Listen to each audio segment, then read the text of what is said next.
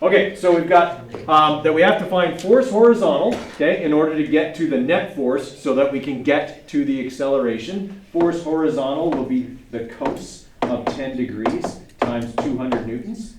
Okay, it's going to be like 196 or something like that. And cos of 10 degrees times 200. Okay, gives us 196.96 newtons. Okay, and I also want to find the vertical component. Right? So force vertical will be the other component, so sine of 10 times 200.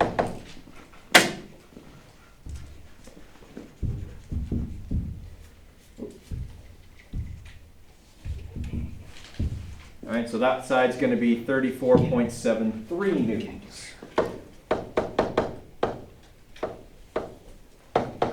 Okay, so that allows me then to do this. I can now eliminate that force. Okay, because I found its two parts. And it's much easier dealing with a vertical and a horizontal component than it is with an angled force. So all I'm going to do then is pull this horizontal component when I finally get my hands on it. Okay, up to here, along with these parts here. Okay, it's 196.96 newtons. And I'm going to take this, my force vertical, and I'm going to put it here because it acts up on that box. Okay, I already have the force of friction on the free body diagram. I already have the force of gravity on the free body diagram. What force am I missing? Gravity. Normal force? Normal force, yeah. Okay, now this is where people go wrong on this question. They put the normal force on here and they say the normal force is equal to the force of gravity. Okay, but it's not in this situation. Okay, and the force of gravity is obviously 196.2 newtons. Okay, so why is the normal force not equal to gravity in this question? There's still the vertical force. Oh Right. my God. Exactly. That vertical force from that 200 Newton angled force is supporting part of the box's weight. Part of that 196.2 newtons is essentially being unburdened. Okay? So in the same way when I pulled the desk yesterday, we said it was way easier for me to lift the desk and pull it than it was for me to push down on it. And the reason for that is I reduced the normal force by taking some of the desk's weight onto myself. I'm now supporting part of the desk's weight, so now the floor doesn't have to push back with the full weight of the desk. It pushes back with less, and as a result, it's easier to pull. So this normal force, this force vertical, and this force of gravity add up to what number? They add up to 0. How do I know that? It's not moving vertically. If it's not moving vertically, the net force vertically is 0, which means then I can calculate the normal force, can't I?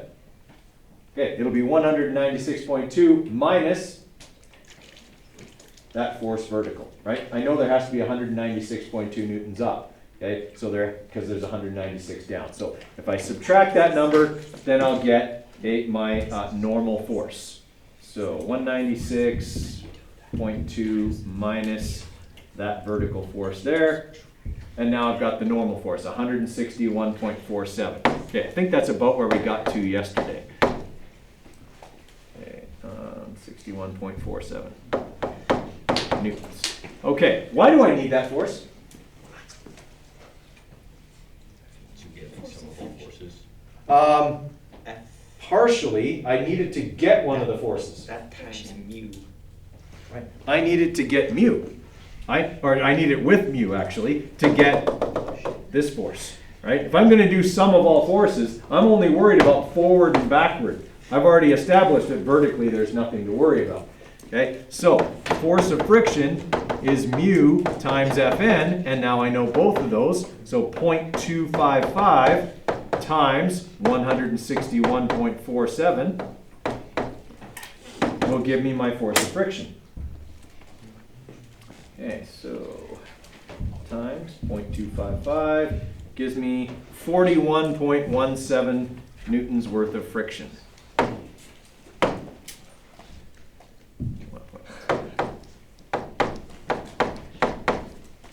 Okay, can I get my net force now? Yes. Okay, so now I'm going to find net force using the vector sum of all forces. That'll be force horizontal plus the force of friction. So 196.96 minus 41.17.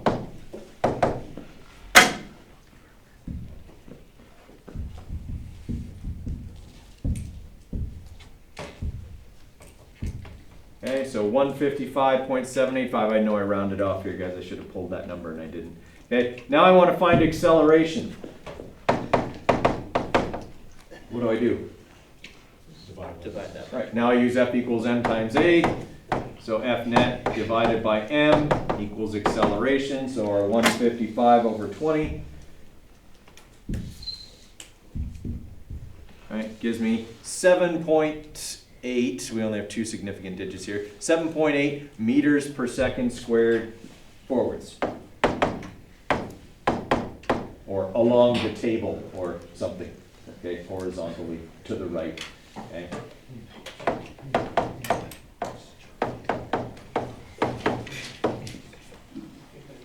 Okay, is that question fairly involved?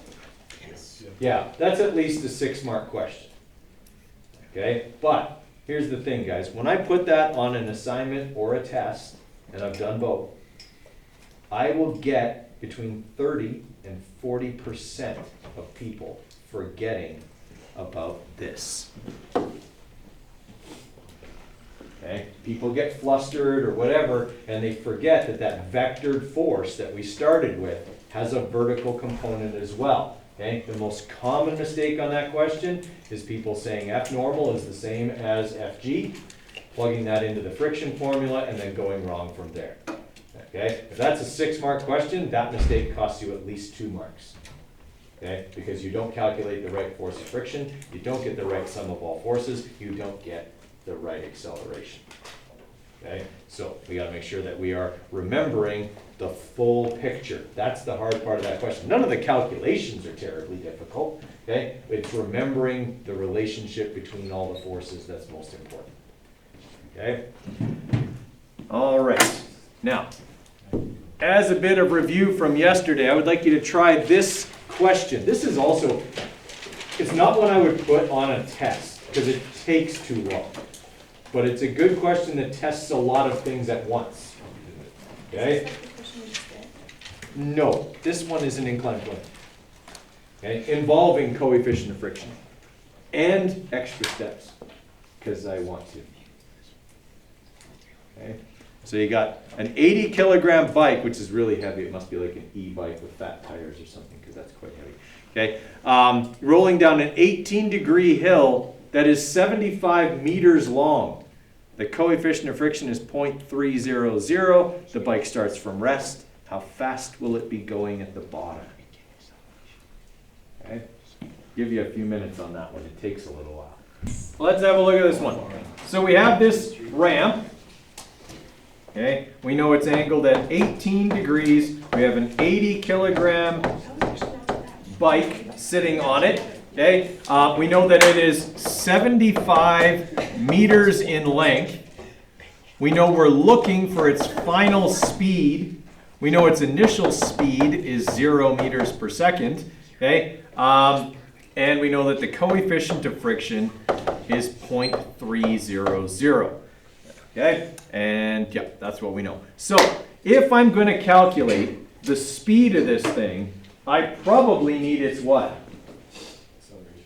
It's acceleration, because I have no way to find time. If I had time, I could probably find that, but there's no way to find time with the information I have. So I've got to find the acceleration, which means I need to put all the forces on here, because if I can find net force, I can use that to get acceleration. So I've got F parallel acting down the ramp. Since they told me the coefficient of friction, I have to assume there's friction up the ramp. Okay.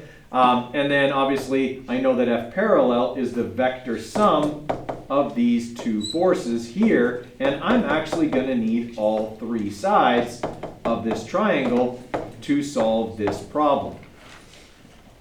Okay, everyone all right with that so far? Okay, so I got to start solving for forces. Fg equals m times g, so 80 times 9.81, which should be 784.8. Yeah, newtons. Okay, I can use that number now to get F parallel. That'll be the sine of 18 times 784.8.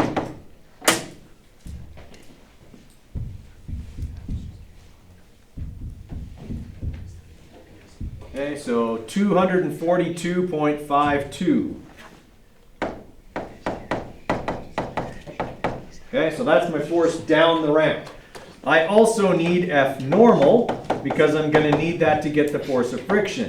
Since that's the adjacent side, cos of 18 times 784.8.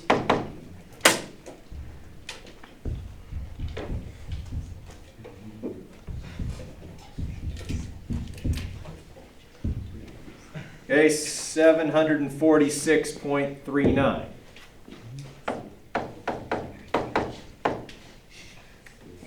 Okay, so now I've got those, okay, in newtons, and I want to get to force of friction. So now I got to calculate that. Force of friction is mu times the normal force, so that's 746 times 0.3, because that was my coefficient of friction. Okay, it tells me my force up the ramp is 223.92.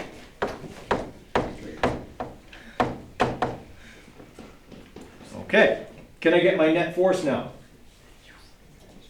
Have I had to do a crap ton of work to get here? Yes, that's why this wouldn't be an exam question. Okay, there's too many steps. It's a good understanding question. It's good for an assignment where time's not a factor. Okay, but on a test, this would take too long to tell me what you know. Okay, now I've got my two forces, so now I need to calculate F net using the vector sum of all forces. And that's going to be a pretty small number. Okay, because I'm going to have my force down the ramp, 242, minus my force up the ramp, 223, which gives me a net force of only 18.6 newtons down the ramp. What do I need that to get? Now I'm going to use that to get acceleration. Okay, so acceleration will be F net divided by m, so I got my 18.6, divide that by 80 kilograms, and I get a pretty small rate of acceleration. Okay, 0.232 meters per second squared down the ramp. All right, so now I've got acceleration. I can bring that over here, 0.232 meters per second squared. Can I use acceleration, VI and D to get VF? Okay, so now I got to go back to my kinematics unit formulas, and I see that I have this formula here.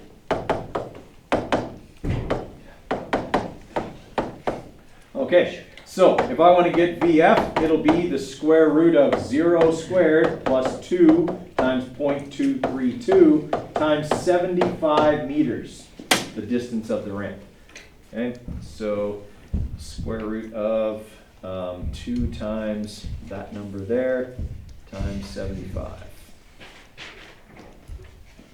5.9 meters per second. I don't need a direction on that because it asked how fast. That's speed, not velocity.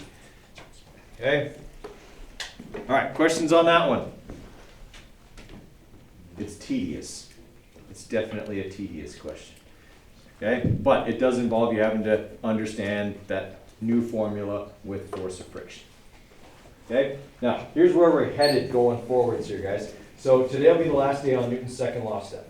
Monday we'll do the assignment for Newton's second law. So it'll be like your vector assignment except it's on Newton.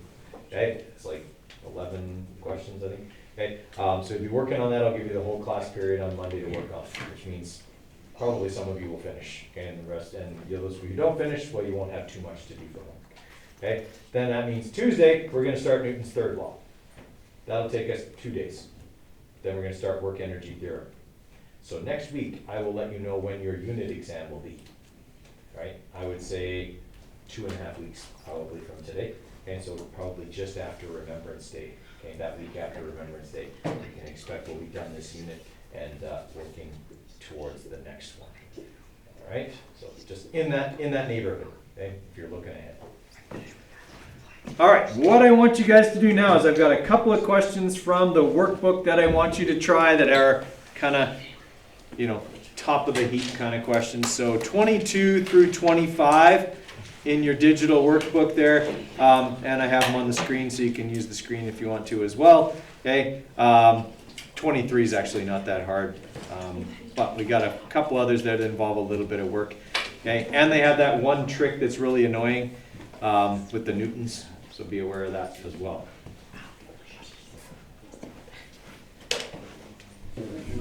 Okay, so for number 23, okay, we got our ramp, and we know it's 25 degrees.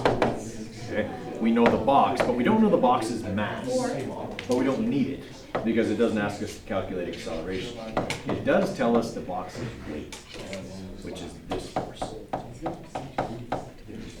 Right, so 445 newtons. So it's only asking me to calculate F parallel. Yeah.